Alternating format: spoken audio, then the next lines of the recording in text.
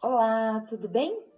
Mais um capítulo do programa Fator Paranormal. Este é o capítulo 32.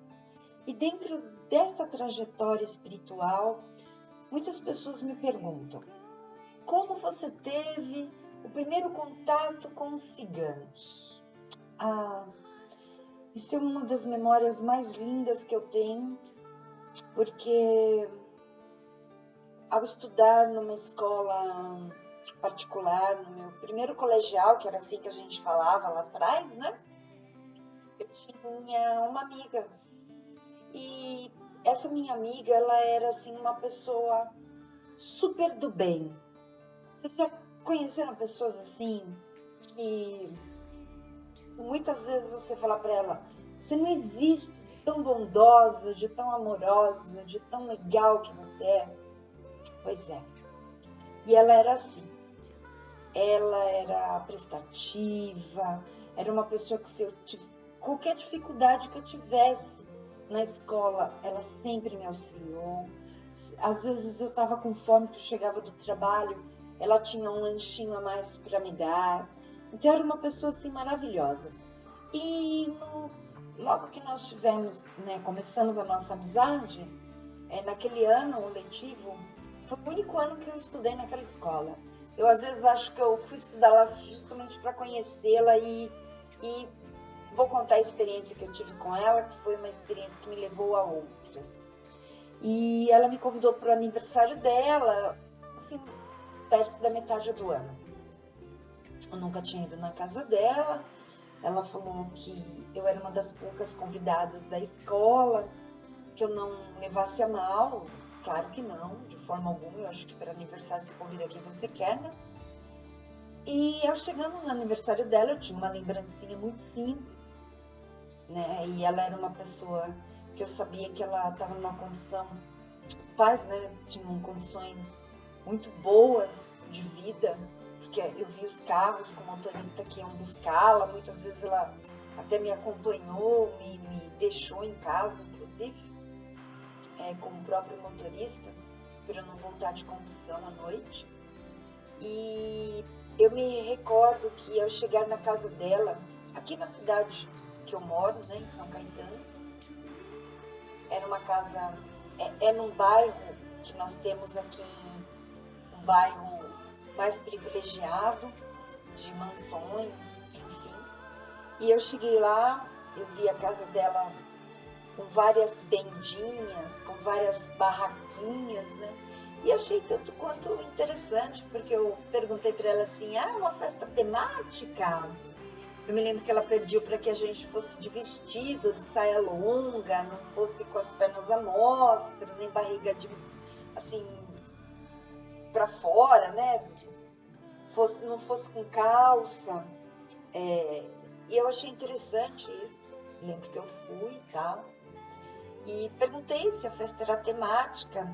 Existia assim uma mesa de fora a fora de frutas de todas as qualidades, frutos secos que eu amo de paixão, uva passa, muito suco de uva, muitos sucos naturais, e existia os rechôs de comida quente, né?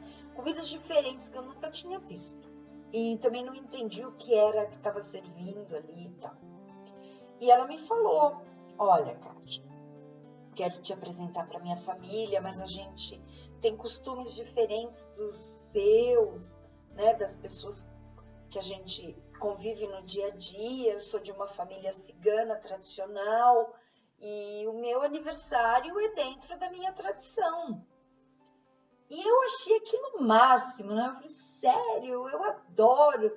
E por eu adorar, exatamente que ela me convidou. Porque eu fui, só eu e mais uma colega nossa de aula, né, de sala, que estávamos lá, mas ninguém tinha ido. Então ela era uma pessoa assim que ela estava sempre na dela e tudo mais. E eu me lembro que a minha primeira experiência de leitura de mão foi feita com a avó dela. E a avó dela, olha, só de falar, eu tenho uma saudade imensa desta pessoa, que não era desse mundo já naquela época. E como eu tenho gratidão por essa senhora. Que sabedoria, que amor. E eu convivi com eles muito tempo, né? Eu saí da escola depois daquele ano. Foi o único ano que eu repeti na escola. Eu tinha muita dificuldade, porque eu vim de uma escola pública para uma escola particular. Eu não consegui dar conta, porque eu também trabalhava. Foi o primeiro ano que eu uni uma coisa com a outra, então eu dispersei bastante, apesar da ajuda que eu tinha. E fiquei numa única matéria por pouquíssimos pontos. E eu fui para uma outra escola próxima e a gente nunca se desvinculou. Nós até hoje conversamos. É uma pessoa assim que eu tenho um enorme carinho. E a vozinha dela era uma avó que, assim, apesar dela ter a casa dela, né, tudo mais como nós, urbanizados e tal, ela também tinha o acampamento do grupo dela, né, do clã dela. E eu tive a oportunidade de estar neste clã. Então, muita coisa que eu conheço de magia cigana, de rituais ciganos, eu devo a esta senhora, que não está mais entre nós no mundo dos encarnados. Mas eu a sinto, sempre que eu falo dela, sempre que eu penso nela, para mim ela se tornou uma amparadora. E eu me lembro que ela leu minha mão, e ela me disse uma coisa que eu nunca vou me esquecer. Aliás, eu me lembro sempre. Ela disse assim: opte a ter inúmeros filhos, não do seu ventre, mas aqueles que te procurarão para ouvi-la. Estude, saiba falar, saiba compreender, mas saiba antes de tudo ouvir. Não garanto que você terá um casamento feliz. Se você optar tê-lo, você será infeliz no primeiro, será feliz no segundo. Então, eu acho que assim, coisas de gente sábia, né? A gente guarda muito. Então, eu digo assim, realmente eu nunca tive vontade de ser mãe, né?